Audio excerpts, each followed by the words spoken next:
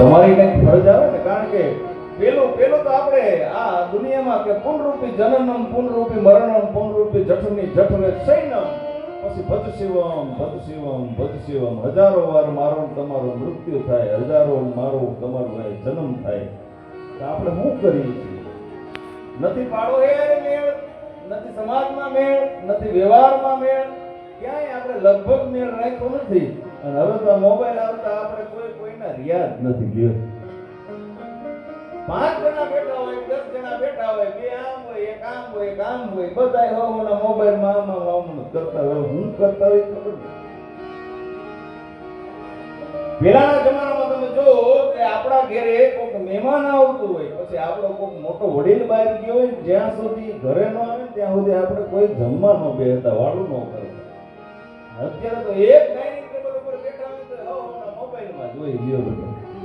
એમાં જેને ન ભાવતું એ તો પાછા સ્વિગી ઝોમેટો માંથી મંગાવે. એટલી બધી દુનિયા ફાસ્ટ થતી જાય છે. મારો કહેવાનો તાત્પર્ય એ છે કે આપણે જે જ્ઞાતિમાં જન્મ લઈને આવ્યા છીએ, કાંઈ પણ કાર્ય થાય કે ન થાય, આમાં એવું બને કે આપણાથી બધું કંઈક શારીરિક શ્રમ ન થતો હોય.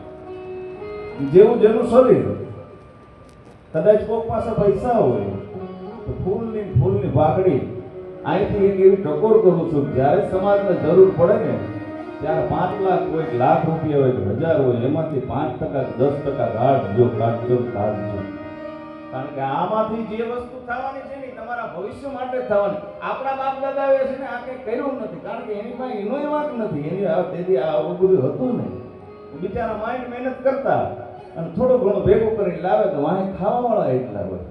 એટલે એને જે નથી કર્યું ને એને આપણે કાંઈ કોઈ પણ આપણે કહી ન શકીએ. પણ હવે તમે નહીં કહી શકો, તમે કરશો ને કાંઈ, તમે કાંઈ નહીં કરો તો અત્યારની આવનારી પેઢી બહુ એજ્યુકેટેડ આવવાની છે. એ તમને કહે કે અમારા બાપ દાદાએ અમારી સાથે કાંઈ કર્યું નથી.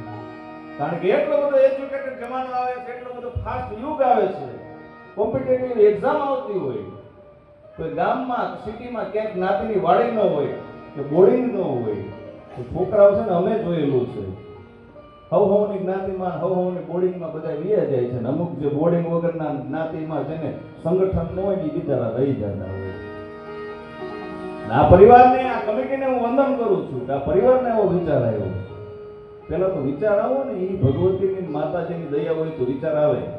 ટાઈમ આપણી પાસે બહુ ઓછો છે, કારણ કે મને ગોરધનભાઈ ફોન કરીને કીધું કે વરસાદનું વાતાવરણ એટલું એટલે આપણે વાડીમાં રાખ્યું. પણ આ જે કાંઈ બોલીશ નહીં તમારા હાટું છે. હું જેટલું બળ કરીશ ને એનાથી સામું તમે ડબલ બળ કરી લેજો. આ કોઠારીયા સેવા સમિતિમાં જે કાર્યરત છે, ચેરમેન શ્રી રમેશભાઈ, પ્રમુખ કલ્પેશભાઈ, એ બધાની હું ઓળખાણ દઉં તો જ તમે ઓળખો એવું તો કઈ છે નહીં. મારી કરતા તમે બધા નજીકમાં છો, પણ ગમે એ માણસનું છે ને પેલા બેકગ્રાઉન્ડ જાણે. એ બે માણસ ગોરધનભાઈ પછી એની કમિટીમાં જેટલા પણ માણસો હોય ને એ કોઈ આમનામ આલિમાવાની નથી. એમાંથી કોઈક બિલ્ડર છે, કોઈક બિઝનેસમેન છે, કોઈકને પોતાના ધંધા છે. એ બધામાંથી કામ કાઢીને સમય કાઢીને અને સમાજ માટે જે રાત અને દિવસ દોડતા હોય તો આપણે સાહેબ એના ભોગ ન ખેંચાય, એને ટેકો દેવાનો. ભોગ ન ખેંચવાનો હોય. તમારાથી કામ મેં કીધું શારીરિક શ્રમ ન થઈ શકે. હવે આ જાહેરાત કરવાની જ ન હોય ભલામણા. આમાંથી જે કાંઈ પૈસો આવવાનો છે એ તમારા સમાજમાં કે તમારા પરિવારમાં કદાચ આવું માઠો પ્રસંગ હોય તો આપણે દીનાનાથને પ્રાર્થના કરી કે આ ન થાય. પણ જવાનું છે 100%, કારણ કે અહીંયા તો મૂછું મરડતા કંઈક મહીપતિ ગજબ હતા ગંભીર સબળ, પણ એના શરીર અમે મહાણે જોયા મેકરણ. એકથી બધાને જવાનું છે. તો એવું ન સમજવું કે આખા સમાજમાં બધાય કેપેબલ હોય. એક ઘર ક્યારેક એવું હોય કે જેને અંતિમ ક્રિયાના એ સાહેબ વાંધા હોય, એના પૈસા ભેગા કરવાના વાંધા હોય ન હોય ને તેથી કકરાવાના ન હોય. ગોરધનભાઈ ખીચામાં ઝેર પીવાનો રૂપિયો ન હોય. આ કમિટી ઈ કામ કરે છે. આમાંથી જેટલે પૈસા આવશે, જે કઈ દાન આવે અને તમે આપો છો. મેં જોયું છે, મેં તો લગભગ આ મારો 25મો પ્રોગ્રામ છે. રાજકોટ સમાજ આપે છે.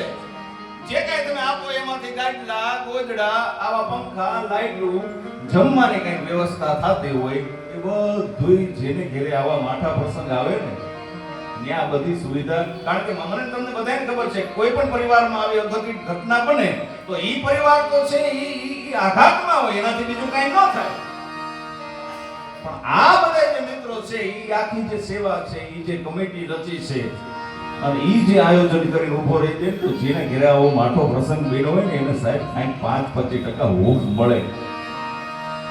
એટલે આમાંથી તમને બીજી વાર હજી નહીં કહું, મરું પણ માંગવું નહીં. હું મરી જાઉં તો માંગવું નહીં, પણ અન્ય સમાજ માટે માંગીને તો અમને વાંધો ન આવે. ગુરધરભાઈ ઘણી વાર કહેતો હોય કે અમે પ્રોગ્રામ કર્યા ને કોકને ગાયના લાભાર્થે, મંદિરના લાભાર્થે, અમારે લગભગ કાંઈક ઈ જ હોય. હવે જેથી કોરોના આવ્યો ને તેથી સૌથી વધારે બેકાર કલાકાર થઈ ગયા. અમારા લાભાર્થે કોઈ ન કર્યો, ઈ વાત બધું છે આ કલાકાર માટે લાભાર્થે કરી દે. પણ કાંઈ વાંધો નહીં, અમને તો ભગવતી અને ગાવું બોલવું, આ તમારા સમાજના કલાકારો છે, હજી પણ ઘણા કલાકારો છે જે કાંઈ બોલે, જે કાંઈ ગાય, અમુકને ગામે અમુકને નો મજા આવે. આમાં તો ભગવાનને એવું હોય ને, પણ એક જ વસ્તુ કહીશ કે અહીંયા સ્ટેજ ઉપરથી જે બોલતો ને ગાતો હોય ને એની માથે માં શારદાની કાંઈક ને કાંઈક અનુભૂતિ હોય, એના આશીર્વાદ હોય ને તો જ બોલાય અને કહેવાય. ભાગે આ જેવા તેવાથી થતું નથી. તમે તમારા ઘરમાં બોલી નો હકતા હોય સાહેબ, ના 15-20 જણા 50 માણસ બેઠા હોય, બેની સામે બોલવું ને, હા ગાડી નો ફાટ્યો, પગ મંડે ધ્રુજવા. એવા મહેમાનો છે વધારો આમાં જે દુઃખમાં ભાગ લઈને આવ્યા હોય એવા. પણ જસ જીવન અબજસ મરણ કર દેખો સબ કોઈ કહા લંકાપતિ રાવણ જગે કહા